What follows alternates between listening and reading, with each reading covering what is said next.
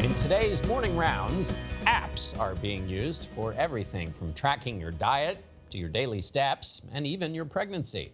But that health-related data might not be as safe as you expect. Recent research published in BMJ, the British Medical Journal, found 79% of the top medication-related mobile apps shared user data in ways that may compromise sensitive information. The study said the apps could pose a, quote, unprecedented risk to consumers' privacy. Wired senior writer and CBS News contributor Issie Lapowsky is here. Good morning, Issie. Good morning. So what kind of data is being collected? It really depends on the app. So as you said, it could be an app that helps you lose weight. So it's tracking what you're eating and it's tracking your exercise. It could be an app that is helping you get pregnant. So it's tracking your menstrual cycle. It could be an app that's helping you monitor what medications you're taking. And the thing is, all of these companies have different security protocols in place. They all share data in different ways, and it's not always obvious to the end user what they're doing with that information. Your information in a hospital is protected. Why isn't this protected? The easy answer is the rules that govern how our health data is protected were written in 1996. In 1996, most of us were still using dial-up internet. Yeah. And we never dreamed that we'd be carrying these computers in our pockets and telling them our most sensitive information. So really, the regulations that govern health data need to be modernized. Not just health data, really data across the board. So what's the downside? Where does it go? Who's getting this private information? So it depends. I mean, really privacy-conscious apps might not be sharing it with anybody. Some apps are trying to make money off of it, so they're selling it off to whoever wants to buy it. Maybe that's an insurance company, maybe that's an employer that wants to tap into it.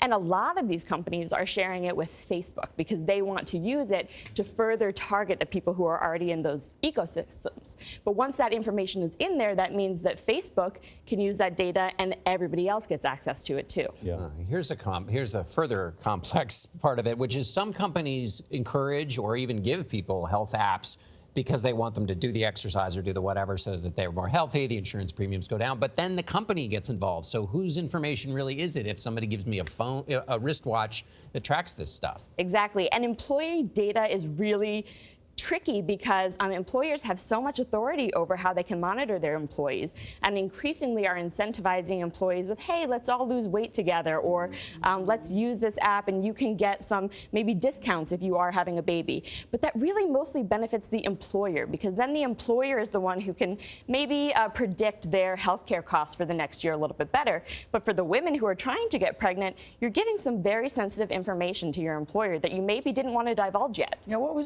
give us an example of something that's super sensitive or egregious that you think, I would not want somebody to know that. Right. So there was an app that had a pretty big issue. It was called Flow, and it basically is a fertility tracking app. And it wasn't necessarily disclosing how much information it was giving away to Facebook. It turned out that every time a woman logged her menstrual cycle, it automatically triggered a notification to Facebook. Facebook, in fact, after this was discovered and reported, said, we don't want this data. This actually violates our policy. Yes, no, thank you. What do you do to protect yourself? There's a privacy policy, Anthony. Shouldn't we be reading the privacy policy? Right. So the privacy policy, a lot of these companies think covers them. They say it's all in there, but it's not always all in there. In the case of this app Flow, it wasn't in there. And who's reading the privacy policies anyway? Right. So I think what really needs to happen is we need some more regulatory oversight of this data. It needs to be modernized, and it needs we need a framework. But in the meantime, what do you do if you want to use one of these? Sure. So there are a few steps you can take. You can make sure that you're careful about what apps you log into with Facebook. You can make sure you're careful about what apps you give access to your location to. But ultimately, there is only so much that's within our control.